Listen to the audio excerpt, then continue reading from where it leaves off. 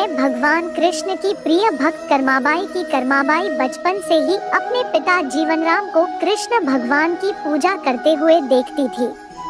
वह कभी भी कृष्ण भगवान भोग लगाए बिना भोजन ग्रहण नहीं करते थे। जब कर्माबाई 13 साल की थी, तब एक दिन जीवनराम को तीर्थ पुष्कर स्नान के लिए जाने की इच्छा हुई। साथ में उनकी पत्नी ने भी पुष्कर स्नान की इच्छा प्रकट की। जीवनराम अपनी बेटी को भी ले जाना चाहते थे, लेकिन दुविधा यह थी कि अगर वह सब घर बाहर गए तो श्री भगवान कृष्ण को भोग लगाएगा कौन। तब जीवनराम ने इस नित्य कर्म की जिम्मेदारी कर्माबाई को सौंपी और कहा कि देखो बेटी कर्मा, सुबह भगवान कृष्ण को भोग लगाने के पश्चात ही तुम भोजन ग्रहण करना। कर्मा ने भी अपने पिता की हाँ में हामी भर दी। अगले दिन सुबह कर्माबाई ने उठकर सबसे पहले गुड़ और घी डाल के बाजरे का खिचड़ा बनाया और भगवान कृष्ण की मूर्ति के सामने रख दिया और बोली, भगवान मैंने आपका भोग रख दिया है, आपको जब भूख लगे तब खा लेना, तब तक मैं घर के काम पूरे कर लेती हूँ। इतना कहकर कर्मा अपने घर कामों में जुट गई। काम करते करते बीच बीच में आकार देखने पर जब कर्मा को ज्ञात हुआ कि भगवान ने अभी तक खिचड़ा नहीं खाया है, तब उसे संदेह हुआ कि शायद खिचड़ी में घी और गुड़ कम है, इसलिए भगवान कृष्ण भोजन ग्रहण नहीं कर रहे हैं। तभी कर्माबाई ने खिचड़ा में थोड़ा गुड़ और घी मिलाया और मूर्ति के सामने बैठ गई। वह बोली, भगवान मेरे पिताजी जब खिलाते हैं तब तो आप खा लेते हो, तो अब क्यों नहीं खा रहे?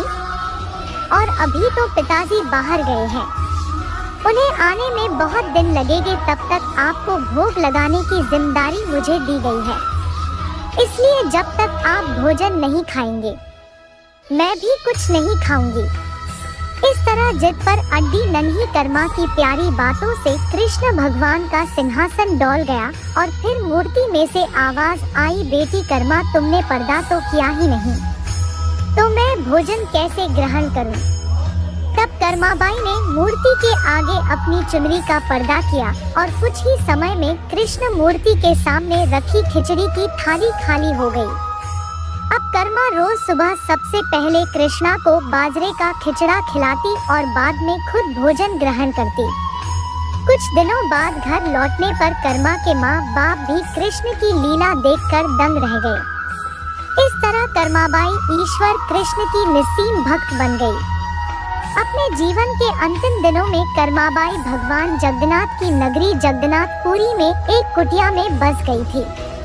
वहाँ पर एक दिन कर्माबाई की कुटिया के सामने एक तेजस्वी कांति वाला बालक आया और उसने कर्माबाई से कहा, मुझे भूख लगी है माँ, खाना दो। उस वक्त भी कर्मा अपने भगवान कान्हा को खिचड़ा का भोग लगा रही थी। कर्मा ने उस बालक को भी खिचड़ा खिलाया।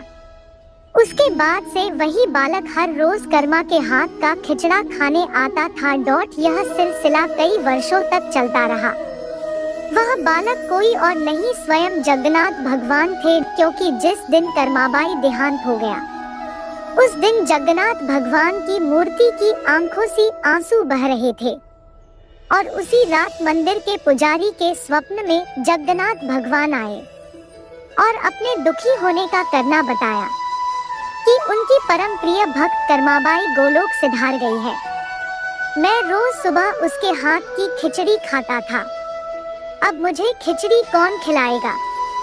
अगले दिन से मंदिर के पुजारियों ने निर्णय लिया, भगवान को रोज बाजरे के खिचड़ा को भोग लगेगा और उस भोग का नाम दिया गया कर्माबाई की खिचड़ी।